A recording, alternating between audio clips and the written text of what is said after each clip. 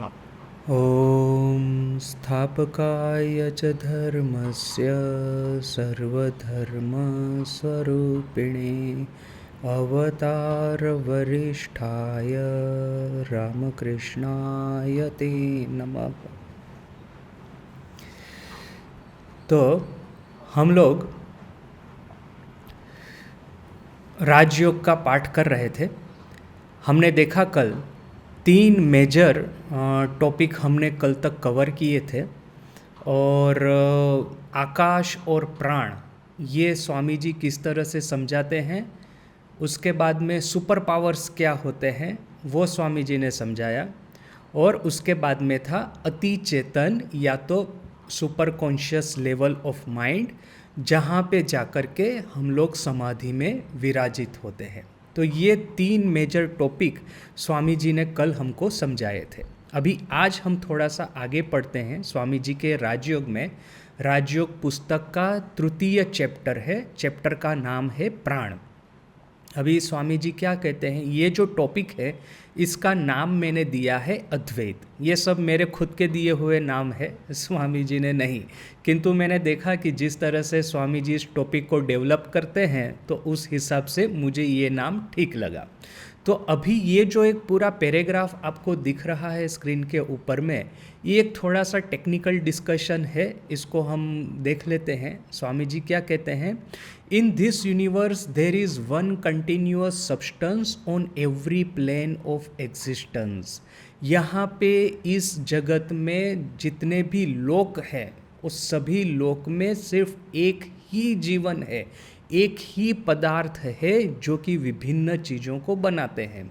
तो जैसे कि आकाश है, कल हमने देखा कि किस तरह से सृष्टि के प्रारंभ के बाद में आकाश ही सब कुछ बना है।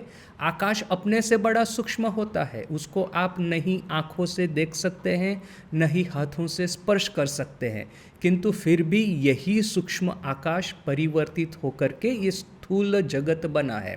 तो जितने भी लोक हैं, ये फिजिकल प्लेन कहो न कि ये मेंटल प्लेन कहो, मानसिक जगत कहो न कि ये पदार्थ का जगत कहो, शारीरिक जगत कहो, इन सभी के भीतर में एक ही पदार्थ है जो कि ये विभिन्न स्वरूप धारण करता है।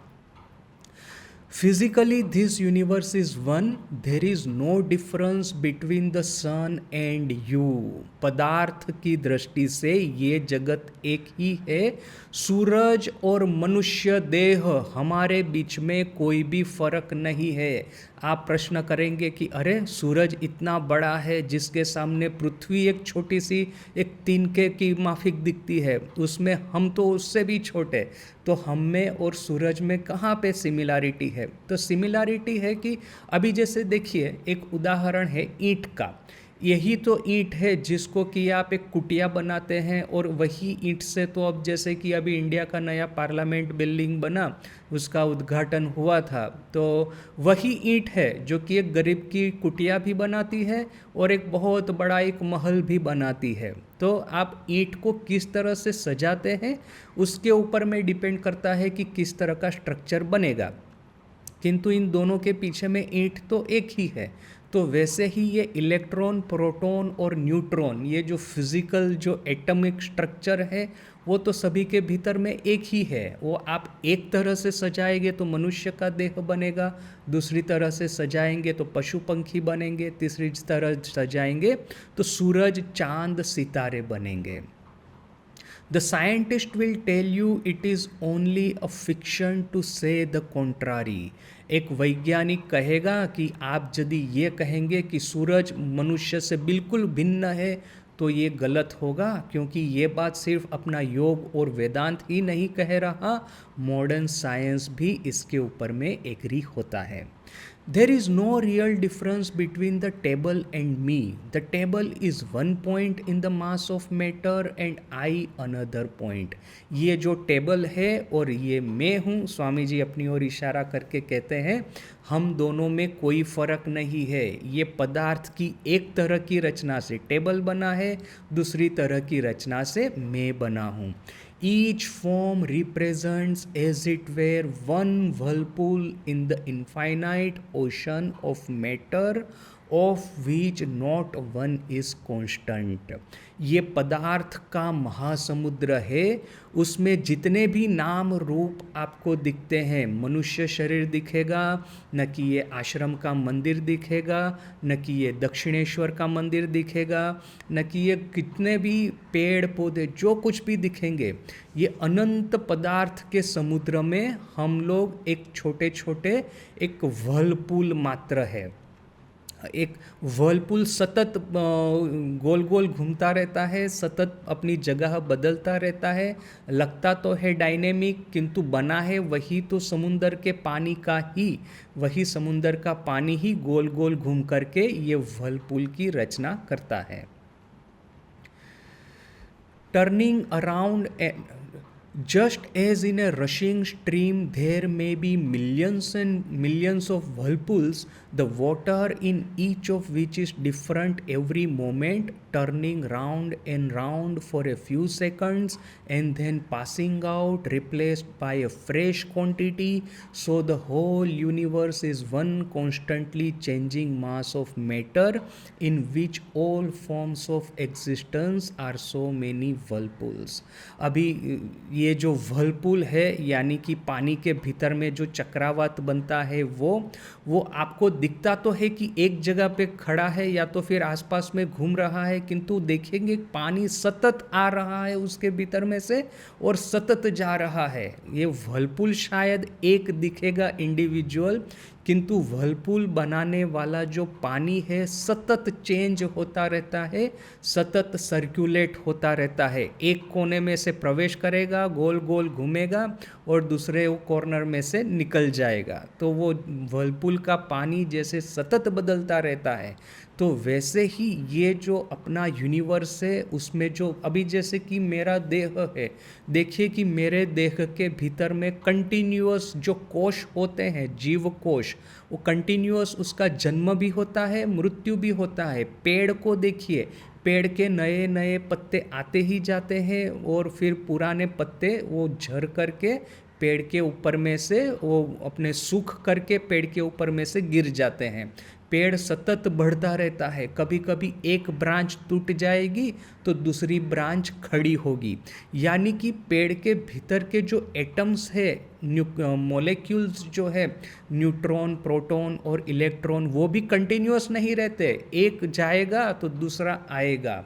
तो वैसे ही मनुष्य के देह के भीतर में भी ऐसा है। हमारे बाल देखिए, हमारे नाखून देखिए, बढ़ते हैं, हम उनको काटते हैं, अपनी स्किन के ऊपर में जितने भी सेल है वो सब प्रतिदिन कितने ही उसको वो मर जाते हैं और नए सेल उसमें प्रकट होते हैं। ये पानी देखिए, पत्थर देखिए, मिट्टी देखिए, खेत देखिए, खेत में जो पाक होता है वो देखिए, सतत उसमें बढ़ोतरी होती रहती है। ये जीवन जो है, जन्म मृत्यु जरा व्याधि का चक्र, ये सतत चलता रहता है। और ये पुराना मैटर जो है उसका मृत्यु होगा तो नया मैटर जो है उसका जन्म होगा। ये बात सिर्फ मनुष्य के लिए ही नहीं, पूरे विश्व के लिए ये बात सही है। तो ये परिवर्तन है जगत का नियम, किंतु ये परिवर्तन के पीछे में जो पदार्थ है, पदार्थ तो एक ही है। पदार्थ, वो नए नए पदार्थ आते जाते हैं, पुराने पदार्थ का मृत्यु होता है, किंतु पदार्थ का स्वरूप तो वही है। तो वो स्वामी जी कहते हैं कि चाहे हमको ये जितना भी चेंजेस दिखे, डाइवर्सिटी दिखे, जितने भी ये परिवर्तन दिखे, परिवर्तन के पीछे में एक यूनिटी है, एक ही पदार्थ है। सूर्य में जब विस्फोट होता है तो सूर्य की किरणें पृथ्वी के ऊपर में आकर के हमको टकराती है। अभी वो पेड़ को भी टकराएगी। ये जो ये होता है फोटोसिंथेसिस, इसकी मदद से पेड़ ये पोषण पाता है सूर्य के प्रकाश से। पेड़ को पोषण मिलेगा तो पेड़ फल और सब्जी बनाएंगे, उस फल सब्जी या धान को हम खाएंगे। यानी वही सूरज की गर्मी, वही सूरज की किरणें पेड़ और उसके माध्यम से हमारे भीतर में प्रवेश करती है, हमको हृष्ट पुष्ट बनाती है। यानी कि ये जो जितने भी पदार्थ है सतत आते रहते हैं, जाते रहते हैं, सतत विश्व में परिवर्तन होता रहता है, किंतु जो यूनिटी है वो बनी रहती है। ये जो परिवर्तन के पीछे में एकता, ये थीम है यहाँ पे। A mass of matter enters into one whirlpool, say a human body, stays there for a period, becomes changed and goes out into another, say an animal body this time, from which again after a few years it enters into another whirlpool called a lump of mineral। एक पदार्थ जो है atom, एक जो atom, कुछ atom जो है वो मान लीजिए कि एक मनुष्य के देह के भीतर में प्रवेश करते हैं, उसके बाद में वहाँ से परिवर्तन आकर के वो बाहर निकल कर के मान लीजिए एक किसी पशु के भीतर में प्रवेश करते हैं, वो पशु में से भी बाहर आकर के मान लीजिए कुछ समय के बाद में ये मिनरल जो है जो ज़मीन के भीतर में पाया जाता है उसके भीतर में प्रवेश करेंगे। तो वही पदार्थ है कि विभिन्न विभिन्न चीज़ों में प्रवेश करता है, बस वो चेंज होता है उसका स्ट्रक्चर। तो वही स्ट्रक्चर अभी जैसे कि गाय है, गाय आहार करती है, पेड़ पत्ते खाती है, तो अभी जब पत्ते जो एक स्वरूप में गाय के भीतर में प्रवेश करते हैं और गोबर के माध्यम से दूसरे स्वरूप में गाय से बाहर आते हैं, वही गोबर है जो कि मिट्टी में जाएगा, मिट्टी में वो मिट्टी को फर्टिलाइज करेगा, उसमें से नए पेड़ पौधे खड़े होंगे, फिर दूसरी गाय है जो कि उस पेड़ पौधों को खाएगी। अभी यही गाय हमको दूध देती है, वही दूध फिर हम पीते हैं और फिर हम भी उसको मल मूत्र के द्वारा उसका त्याग करते हैं। यानी कि देखिए कि एटम जो है, इलेक्ट्रॉन प्रोटॉन न्यूट्रॉन, वो अपना स्वरूप बदलते हैं, उसका स्ट्रक्चर चेंज होता है। एक स्ट्रक्चर है पेड़ पौधे का, तो दूसरा स्ट्रक्चर है गोबर और दूध का, तो इस तरह से तीसरा स्ट्रक्चर, वही फिर गाय अपने बच्चे को जन्म देगी तो एक नई गाय का जन्म होगा। तो ये अपना स्वरूप एटम जो है, अपना स्ट्रक्चर, अपना जो अरेंजमेंट है वो बदलता है। मान लीजिए कि एक ईंट में से अपने पास में मान लीजिए 1,00,000 ईंट है, उस ईंटों में से हमने एक बड़ा सा महल बनाया।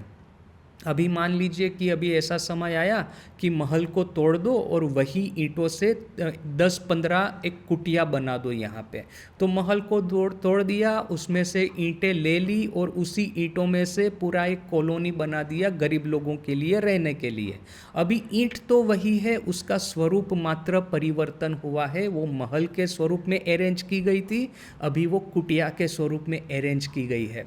तो यही कुछ पदार्थ है जो कि घूमते रहते हैं विश्व में, एक के बाद एक अरेंजमेंट बदलता रहता है, नाम रूप बदलता रहता है, किंतु उसके पीछे का सब्सटेंस जो है, सब्सटेंस वही का वही रहता है। It is a constant change, not one body is constant. ये सतत परिवर्तनशील जगत है। जगत में एक भी व्यक्ति, एक भी एलिमेंट स्थिर नहीं रहता, बिना परिवर्तन के नहीं रहता, किंतु पीछे के पदार्थ जो है वो सेम रहते हैं। There is no such thing as my body और your body except in words. मेरा शरीर, आपका शरीर, ऐसा विभिन्न कुछ नहीं है, ये सब शब्द मात्र है। अभी मान लीजिए कि एक गाय ने पेड़ पौधे खा करके गोबर किया, फिर गोबर से ये जमीन पुष्ट हुई, उसमें से नया पेड़ खड़ा हुआ, दूसरी गाय ने उसको खाया, फिर उसने गोबर किया, फिर उस फर्टिलाइज़र में से तीसरा। अभी मान लीजिए ये अभी कौन सी गाय के भीतर में कौन सा पदार्थ ओरिजिनली था, कौन से एटम, कौन से मॉलिक्यूल एक और पहली वाली गाय में थे, दूसरी वाली गाय में थे, हम नहीं बता पाएंगे। वही पदार्थ, वही एटम आज इस गाय के भीतर में है तो कल दूसरी गाय के भीतर में रहेंगे, तो परसों दिन तीसरी गाय के भीतर में। तो कोई भी गाय ऐसा नहीं कह पाएंगी कि मैंने जिस एटम से जन्म धारण किया है, मेरे जन्म के समय में ये इलेक्ट्रॉन प्रोटॉन न्यूट्रॉन मेरे शरीर में थे, तो आज तक भी वही है और किसी के इलेक्ट्रॉन प्रोटॉन मेरे शरीर में नहीं प्रवेश किए। तो ऐसा तो कभी होने ही नहीं वाला है। Of the one huge mass of matter, one point is called a moon, another a sun, another a man, another the earth, another a plant, another a mineral. ये जो एटम, प्रोटॉन, न्यूट्रॉन का ये जो विराट एक bank जो है, एक Virat storage जो है, उसमें एक जगह पे एक पॉइंट में जाएंगे तो यही अरेंज होकर के मनुष्य को बनाती है। दूसरे पॉइंट पे जाएंगे तो वो चांद को बनाती है। तीसरी जगह पे जाएंगे तो यही एटम्स सूर्य को बनाते हैं। तीसरी जगह पे यही एटम्स पृथ्वी को बनाते हैं। फिर यही एटम पौधे को बनाते हैं, और ये जो ज़मीन में से जो मिनरल मिलते हैं उन्हीं को भी बनाते हैं।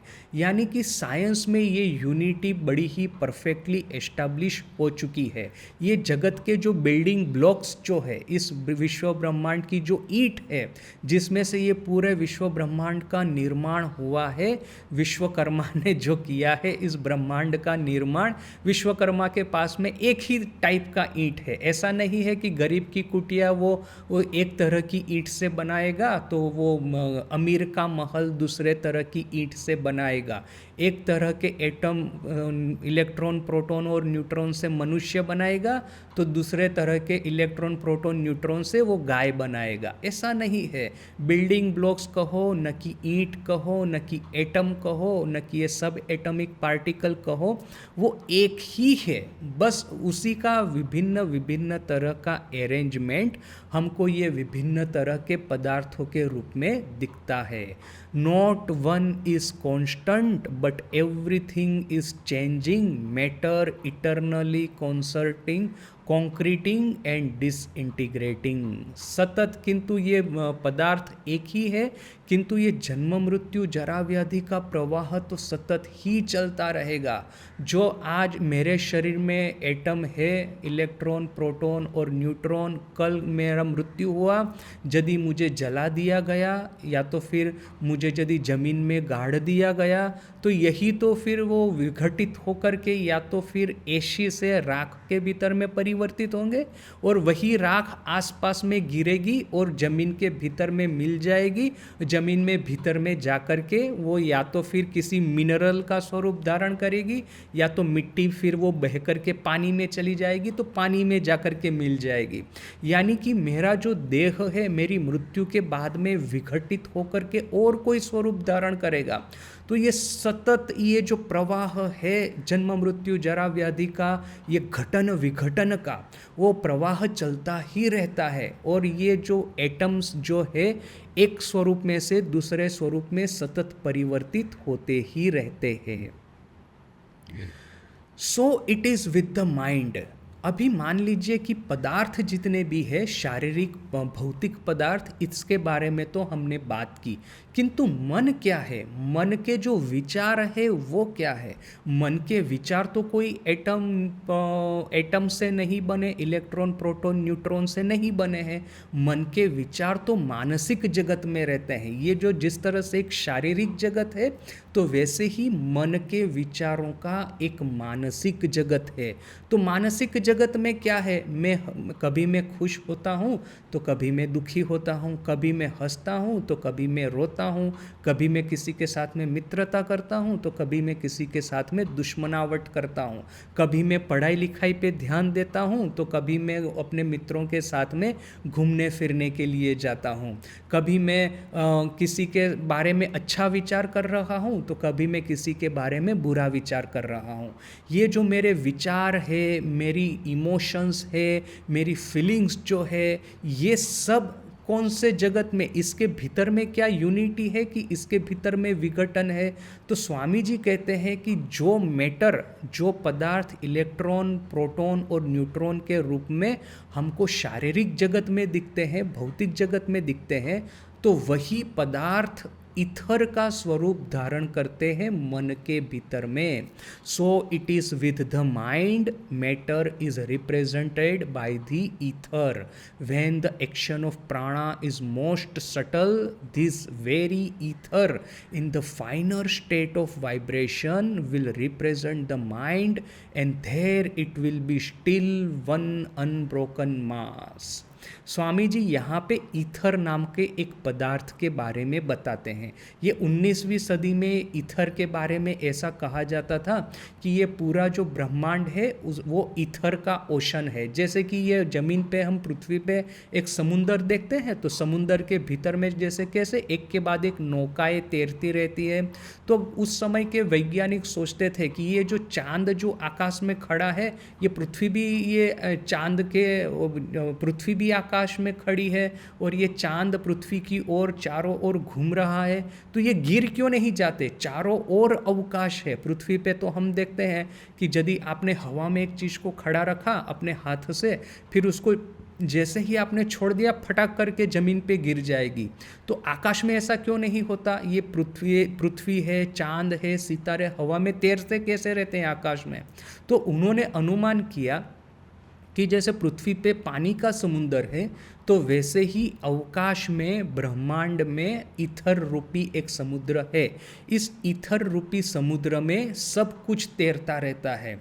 और ये जो तो अभी स्वामी जी उसी ईथर के बारे में यहाँ पे बात करते हैं। अभी बात ऐसी है कि आज के समय में, आज के मॉडर्न फिजिक्स में ईथर का जो कॉन्सेप्ट है उसको हमने त्याग कर दिया है। आज हम कहते हैं कि ये जो विश्व ब्रह्मांड है वो स्पेस टाइम रूपी डायमेंशन के भीतर में रह रहा है, और इस स्पेस टाइम जो है इसके भीतर में ही ये सब कुछ एक दूसरे के आसपास में रह रहे हैं। अभी जैसे देखिए कि ग्रेविटी है, तो ग्रेविटी कैसे कम्युनिकेट होती है? तो स्पेस टाइम वाइब्रेशंस के थ्रू ये अपने जैसे चांद की ग्रेविटी पृथ्वी पे असर करती है। चांद जब, हमको पता है कि जिस दिन रात को पूर्णिमा है, फुल मून है, उस दिन समुंदर में भरती आती है। क्यों? क्योंकि चांद की जो ग्रेविटी है, गुरुत्वाकर्षण है चांद का, वो पानी को खींचता है। तो पानी को खींचता है तो पानी समुंदर थोड़ा सा ऊपर आता है, और इसीलिए ये भरती आती रहती है पूर्णिमा की रात को। तो ये ग्रेविटेशन है या तो गुरुत्वाकर्षण है, ये स्पेस टाइम ग्रिड जो है उसके भीतर में ट्रैवल करती है। ये आज का कॉन्सेप्ट है। तो स्वामी जी 19वीं सदी में ये सब बातें कर रहे थे, इसके लिए स्वामी जी ने ईथर शब्द का प्रयोग किया है। हमको ईथर को कोई साइंटिफिक रूप में नहीं लेना है, स्वामी जी के ही एक कॉन्सेप्ट के रूप में लेना है। तो स्वामी जी कहते हैं कि मानसिक जगत में ये जितने भी विचार है, वो विचार ईथर के माध्यम से वो एक दूसरे के साथ में कम्युनिकेट होते हैं। जब ये प्राण है, वो प्राण, उसका वाइब्रेशन बहुत ही सूक्ष्म हो जाता है, तो वो ईथर में परिणत होता है। प्राण का जो वाइब्रेशन है वो यदि ग्रॉस होता है तो भौतिक पदार्थ के रूप में वो परिणत होता है, और यही प्राण जो है हमारे विचारों के रूप में भी हम परिवर्तित होते हैं।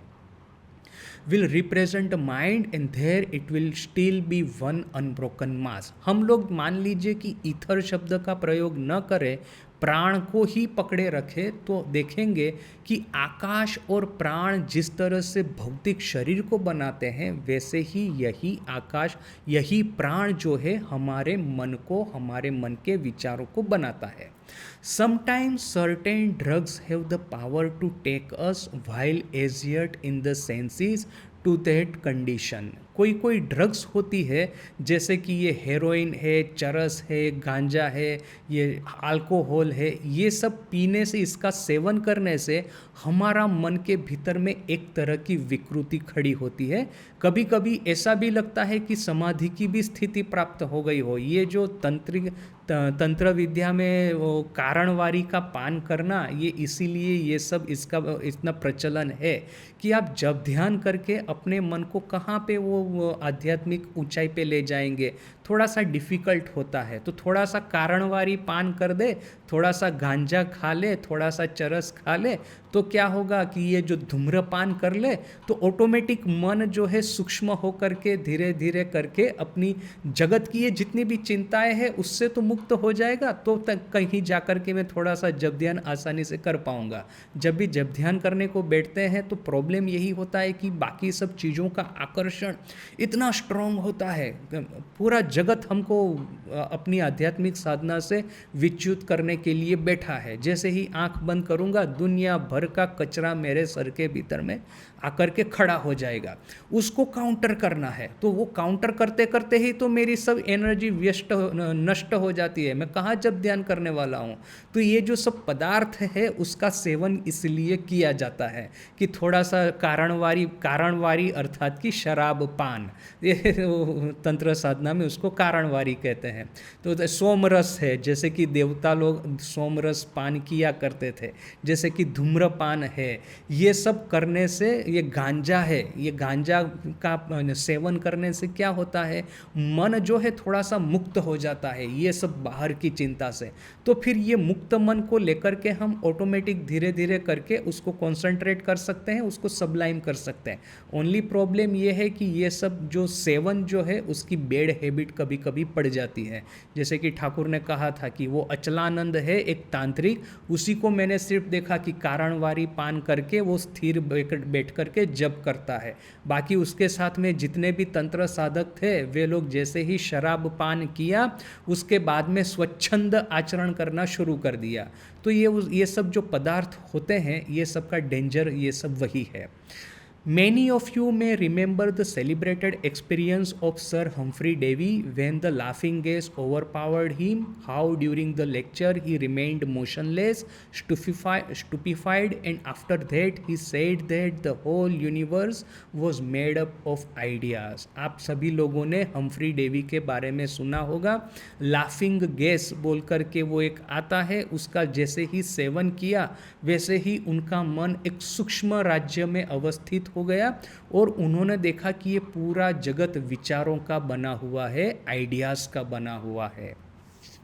फॉर द टाइम, इसलिए वो नरेन कभी कभी ठाकुर को कहता था ना कि ये आपके मन का भ्रम है, ये जो आपके दर्शन है, क्योंकि ये मेडिकल साइंस में इस तरह की बहुत सारी घटनाएं वो वर्णित है कि या तो किसी पदार्थ का सेवन करने से आपके मन में ये सब तरह की विकृतियां उत्पन्न होती है। तो इसीलिए नरेन ये सब क्या करता था।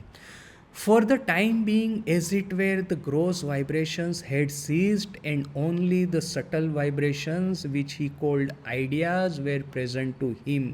जैसे ये हम्फ्री डेवी ने लाफिंग गैस को उसका ये किया, अपनी उसका ग्रहण किया, तो वैसे ही क्या देखा उसने, ये जो भौतिक जगत है वो अदृश्य हो गया, उसको एक मानसिक जगत दिखने लगा।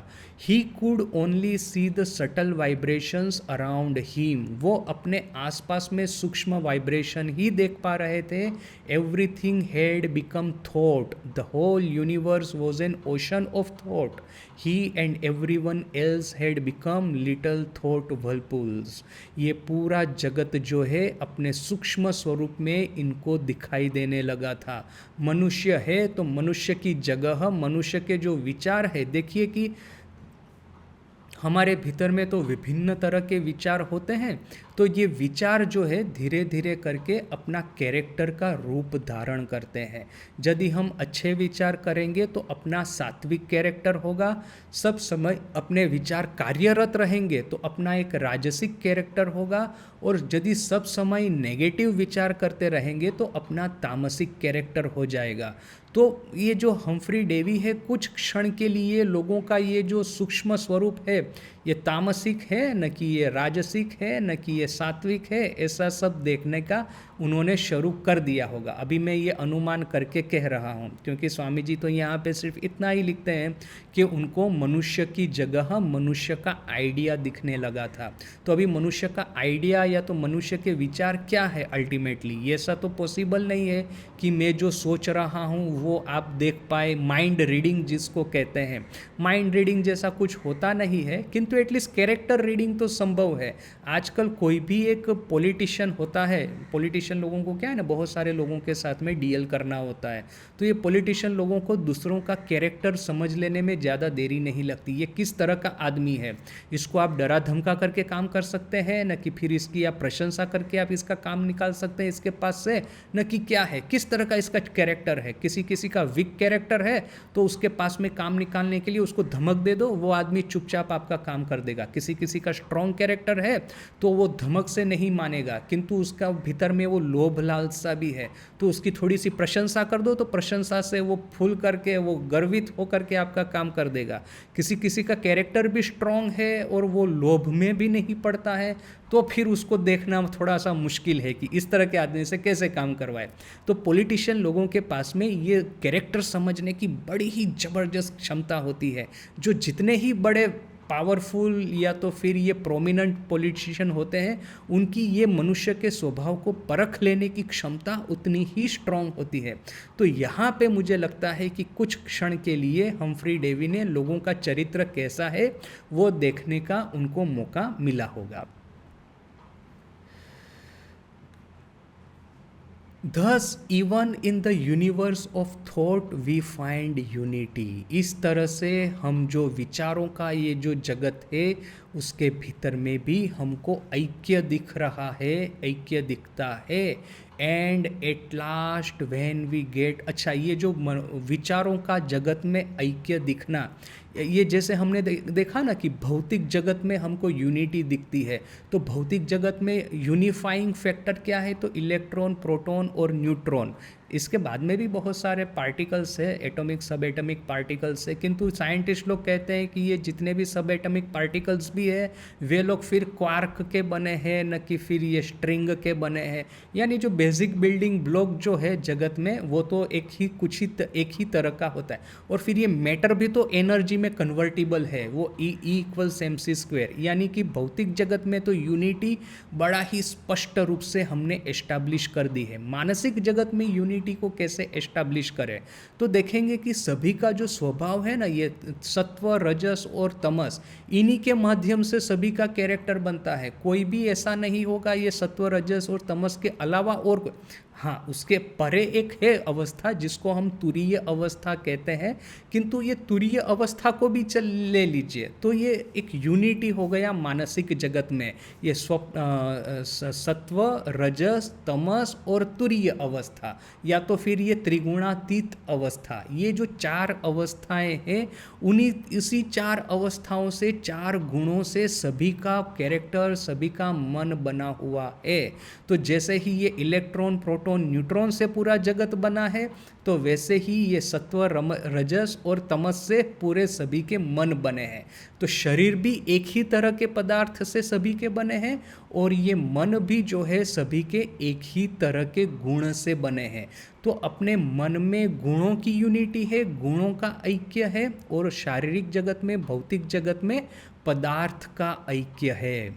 तो स्वामी जी कहते हैं, even in the universe of thought we find unity, and at last when we get to the self we know that self can only be one. और जब भौतिक जगत में हमने यूनिटी देख ली, ऐक्य देख लिया, समझ लिया, जितनी भी मैटर है वो एनर्जी में कन्वर्ट होती है, और एनर्जी का तो एक ही स्वरूप है। फिर जितने भी मन है वो सत्व, रजस और तमस से ही बने हैं, या तो फिर गुणातीत अवस्था में जाएंगे तो फिर मन और शरीर से परे हो जाएंगे, तो वो एक अलग बात हो गई। किंतु जब तक साधारण प्लेन के ऊपर में है, साधारण लोक में हम जी रहे हैं, तो सत्व, रजस और तमस का ही तो हमारा अंतःकरण गठित हुआ है। तो ये मन और शरीर, भौतिक जगत और मानसिक जगत, इन दोनों में तो हमने ऐक्य देख लिया।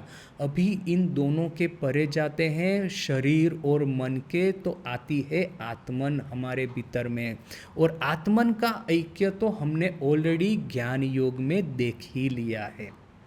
तो देखिए कि जो मनुष्य का देह है, मनुष्य का जो अस्तित्व है, कितने स्तर के ऊपर में है। सर्वप्रथम है भौतिक स्तर, जो इलेक्ट्रॉन, प्रोटॉन और न्यूट्रॉन में यूनिटी है जिसकी, वो सब कुछ इन तीनों का बना है। फिर है मानसिक स्तर जो कि सत्व, रजस और तमस रूपी 3 गुणों का बना है। और फिर है ये अपनी आत्मन भी एक ही है। यानी तीनों स्तर के ऊपर में देखेंगे आपको यूनिटी या तो फिर ऐक्य दिखाई देता है। Beyond the vibrations of matter in its gross and subtle aspects, beyond motion there is but one. ये जो भौतिक जितने भी वाइब्रेशन है पदार्थ के, वो सूक्ष्म स्वरूप में हो तो ये गुणों के रूप में दिखते हैं, स्थूल स्वरूप में हो तो एटॉमिक पार्टिकल के रूप में दिखते हैं। किंतु यदि ये उसका जो वाइब्रेशन है वो रुक जाए तो फिर वही आत्मन के भीतर में सब कुछ विलीन हो जाता है। Even in manifested motion there is only unity. ये जो वाइब्रेशन है या गतिमान जो जगत है उसके भीतर में भी यूनिटी है, और गतिमान के परे जो जगत है उसके भीतर में भी यूनिटी है। This facts can no more be denied. ये जो सब तथ्य है उसको आप कभी भी नकार नहीं सकते। Modern physics also has demonstrated that the sum total of the energies in the universe is the same throughout। इस आधुनिक विज्ञान ने ये प्रूव कर दिया है कि इस विश्व ब्रह्मांड में जितना भी पदार्थ है, जितनी भी एनर्जी है वो समान रहती है। कंजर्वेशन ऑफ एनर्जी जो लॉ ऑफ थर्मोडायनेमिक्स है, थर्मोडायनेमिक्स का ये नियम है। मान लीजिए कि आप एक कार के भीतर में पेट्रोल डालते हैं तो आपने जितना पेट्रोल डाला होगा उतना ही ये कार चलेगी। यानी कि ये जो केमिकल एनर्जी है वो कन्वर्ट होकर के वो मोशन में प्रकट होगी, कार की चलन शक्ति में वो प्रकट होगी, वो कन्वर्ट होगी। मान लीजिए कि मैं आज 1 गिलास दूध पीता हूँ तो ये 1 गिलास दूध पीने से मेरे शरीर में जो एनर्जी प्रकट होगी, मेरे शरीर को जो पोषण मिलेगा वो 1 गिलास दूध जितना ही मिलेगा। वो आधे गिलास दूध जितना भी नहीं मिलेगा, 10 गिलास दूध जितना भी नहीं मिलेगा। 1 गिलास दूध मैंने पिया है तो 1 गिलास दूध का पोषण ही मुझे मिलेगा। तो दूध जो है वो पोषण में परिवर्तित होता है, ट्रांसफॉर्म होता है। तो ये जो एनर्जी है ये जगत में पदार्थ जितने भी है एक स्वरूप में से दूसरे स्वरूप में ट्रांसफॉर्म होते हैं, किंतु उनका जो ये है टोटल उनका वेट, वो वेट सेम ही रहता है। तो ये जो थर्मोडायनेमिक्स का नियम है स्वामी जी यहाँ पे आकर के अप्लाई करते हैं। It has also been proved that this sum total of energy exists in 2 forms। ये ऐसा भी प्रूव हो चुका है कि ये जितनी भी एनर्जी है इस ब्रह्मांड में वो 2 स्वरूप में उसका अस्तित्व है। It becomes potential, toned down and calmed, and next it comes out of manifested as all these various forces। ये 2 स्वरूप कौन से हैं? जब प्रलय होता है तो पूरा विश्व ब्रह्मांड की जितनी भी एनर्जी है वो सूक्ष्म स्वरूप में वो एकत्रित होती है। और जब ये सृष्टि स्थिति प्रलय की नई साइकिल जब प्रारंभ होती है, नए सिरे से सृष्टि होती है, तो यही सूक्ष्म स्वरूप एनर्जी धीरे धीरे करके स्थूल स्वरूप धारण करती है। तो ऐसा नहीं है कि पिछला जो ब्रह्मांड था उसका वेट, मान लीजिए हम लोग एक उदाहरण के रूप में लेते हैं, 1000 टन उसका वेट था पहले ब्रह्मांड का। फिर जब प्रलय हुआ, दूसरा ब्रह्मांड जब प्रकट हुआ तो उसका 2000 टन वेट है। तो पहले ब्रह्मांड का था 1000 टन, दूसरे ब्रह्मांड का है 2000 टन। तो 1000 टन एक्स्ट्रा कहाँ से आया? पहले ब्रह्मांड का यदि 1000 टन होगा तो दूसरे ब्रह्मांड का भी इतना ही होगा। ये पहले वाले ब्रह्मांड के भीतर में जितने एटम्स थे, जितनी एनर्जी थी, वही सूक्ष्म स्वरूप में गई, प्रलय के समय में सूक्ष्म स्वरूप धारण किया, और नई सृष्टि होने के समय में वही पदार्थ और वही एनर्जी स्थूल स्वरूप धारण करते हैं। तो मान लीजिए कि उदाहरण के रूप में कि एक गाय है, गाय का जैसे कि एक मनुष्य है, मनुष्य का देहांत हुआ तो मान लीजिए मुझे जलाया गया, मेरी राख में से ये राख मिट्टी में पड़ी, मिट्टी को पोषण मिल करके एक पौधा खड़ा हुआ, पौधे का आहार करके एक माँ ने दूसरे बच्चे को जन्म दिया। तो दूसरा जो बच्चा होगा उसका वेट, मेरा वेट है उतना ही होना चाहिए। जस्ट एक स्थूल उदाहरण के रूप में कह रहा हूँ, क्योंकि जो पदार्थ है इस जगत में वो तो सेम ही है। पदार्थ कहीं वो परिवर्तित नहीं होते, वो कम ज़्यादा नहीं होते हैं। तो यहाँ पे स्वामी जी सृष्टि स्थिति प्रलय की बात करते हैं। प्रथम ब्रह्मांड में जितना भी मैटर है, एनर्जी है, द्वितीय ब्रह्मांड में प्रलय के बाद में द्वितीय ब्रह्मांड की सृष्टि होती है, उसमें उतने ही पदार्थ है, उतनी ही एनर्जी है। Again it goes back to the same quiet state and again it manifests. Thus it goes on evolving and involving through eternity. सृष्टि स्थिति प्रलय की साइकिल चलती ही रहेगी। ये जो पदार्थ और एनर्जी जितने हैं, पहले ब्रह्मांड में वो स्थूल रूप में है, प्रलय के समय सूक्ष्म रूप में चले गए, द्वितीय ब्रह्मांड में फिर से स्थूल रूप में आ गए, फिर से प्रलय हुआ, फिर से चले गए सूक्ष्म रूप में। अनंत चक्र ये चल रहा है सृष्टि स्थिति प्रलय का। और उसके भीतर में ये जो पदार्थ है, पदार्थ का वेट, एनर्जी का मास, वो इतना ही रहेगा। पहले वाले ब्रह्मांड में जितना था उतना ही 1000 नंबर वाले ब्रह्मांड में भी उतना रहेगा, 2000 वाले ब्रह्मांड में भी उतना रहेगा। जितने भी ब्रह्मांड बनेंगे सेम वो मैटर और एनर्जी बने रहेंगे। The control of this prana as before stated is what is called pranayama. ये जो प्राण है, अभी ये जो हमने इलेक्ट्रॉन प्रोटॉन की जो बातें की, स्वामी जी योग की भाषा में उसको आकाश और प्राण कहते हैं। और यही प्राण का नियमन ही प्राणायाम है। मान लीजिए कि ये विश्व ब्रह्मांड जिस चीज़ का बना है, प्राण का और आकाश का, इसी प्राण के ऊपर में यदि हमारा संयमन आ जाए, नियमन आ जाए, कंट्रोल आ जाए, तो ये जो सृष्टि स्थिति प्रलय की जो साइकिल है उसको भी तो हम नियंत्रित कर सकते हैं। हम ठीक कर सकते हैं कि कब प्रलय होगा, हम ठीक कर सकते हैं कि कब सृष्टि होगी, कैसी सृष्टि होगी, सृष्टि में जो ये जो स्ट्रक्चर होगा आकाश और प्राण का कैसा होगा, कौन गरीब होगा, कौन अमीर होगा, कौन धनवान होगा, ये सब कुछ हम ठीक कर सकते हैं। ऐसी ईश्वरीय शक्ति हमारे में आ जाएगी यदि हम प्राण को समझे और प्राणायाम को सीखें। तो ये टॉपिक जो है अद्वैत, वो यहाँ पे समाप्त होता है। कल फिर दूसरा टॉपिक स्टार्ट करेंगे, मेथड ऑफ प्राणायाम। पहले तो स्वामी जी ने हमको इतना सब कुछ कह दिया कि ये प्राणायाम क्या है, किस तरह से प्राण क्या है, प्राण का स्वरूप क्या है, किंतु फिर ये प्राणायाम खुद कैसे करे, प्राण को नियमन कैसे करे, वो मेथड हमको स्वामी जी कल बताएंगे। तो फिर आज यहीं तक। ओम शांति शांति शांति। हरि ओम तत्सत्। श्री राम कृष्णार्पणमस्तु।